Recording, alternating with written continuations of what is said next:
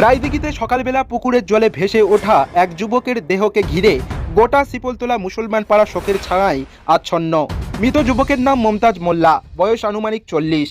2 দিন ধরে নিখোঁজ ছিলেন তিনি। পরিবার এবং প্রতিবেশীরা ব্যাকুল হয়ে খুঁজছিলেন প্রতিটি সম্ভাব্য জায়গায়। অবশেষে মঙ্গলবার সকালে তার বাড়ির পাশে এক পুকুরে ভেসে উঠল তার নিথর দেহ। মুহূর্তেই কেঁপে উঠল গ্রাম, স্তব্ধ হলো সকালের চেনা শব্দ। দেখেছি বলতে এখানে আমরা তো পাড়ায় সব বাড়ি ছিলাম।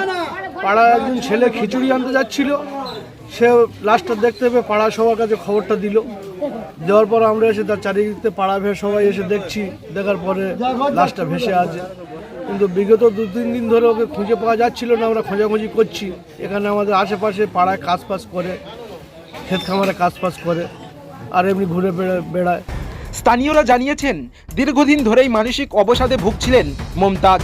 প্রায় সেই পুকুরেই নামতেন স্নান করতে। হয়তো মানসিক চাপই তাকে টেনে নিয়ে গেল এই অকাল মৃত্যুতে। প্রিয়জনের হাহাকারে ভেঙে পড়েছে পরিবার, প্রতিবেশীরাও শোকে স্তব্ধ।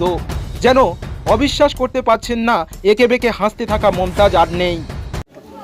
আমার ভাইয়ের সঙ্গে পরশুদিন কথা হয়েছে, যেখানে আমার ঘরে কাজ হবে, ওই বলেছি ভাই তুই কাজটা করিস, তো 300 টাকা করে মাইনে দেবো। বলছে হ্যাঁ কাজ করবো বলে ওই পর্যন্ত শেষ। 8টার সময় এখানে সিভিল পুলিশ আমরা দুজনে গল্প করছি দোকানে বসে।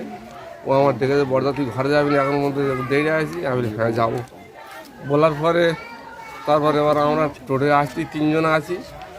রহমতকা, কল্যাণ মিস্ত্রি আর দোষী ভাই আর আমি। ওর দেখেছি বলে মনে হয় তুই চলে আয়। ও আমি বলছি আমি যাবো, তুই চলে যাই পরে যাবো বলে ও অটো স্ট্যান্ডে টাওয়ারের কাছে বসে আছে। ওই পর্যন্ত ওর সঙ্গে আমার শেষ দেখা হয়নি কালকে। ঘটনার খবর পেয়ে রায়দিঘি থানার পুলিশ দ্রুত ঘটনাস্থলে পৌঁছে দেহ উদ্ধার করে ময়নাতদন্তে পাঠায়। পুলিশের প্রাথমিক অনুমান জলে ডুবে যাওয়ায় মৃত্যুর কারণ, তবে চূড়ান্ত রিপোর্ট হাতে না পাওয়া পর্যন্ত নিশ্চিত কিছু বলা যাচ্ছে না।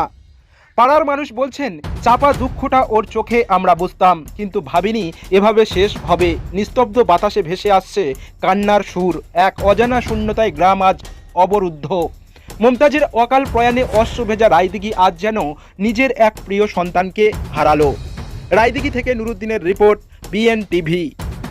দেখা হয়নি কালকে সারাদিন ও দেখতে পাইনি।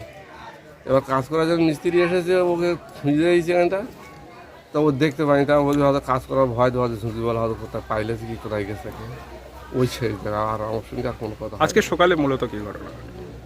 আজকে সকালে ওই গ্রামের লোক দেখতে পেয়ে আর ওই ডেকেছে, তাই গিয়ে দেখি না ওই অবস্থা।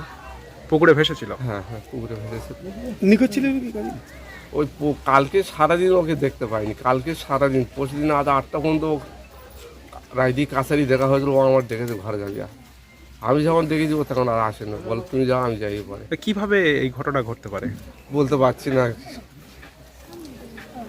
কিভাবে কি হলো কিছু।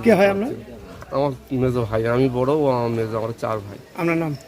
আমার নাম এমতাজ, ওর নাম মমতাজ।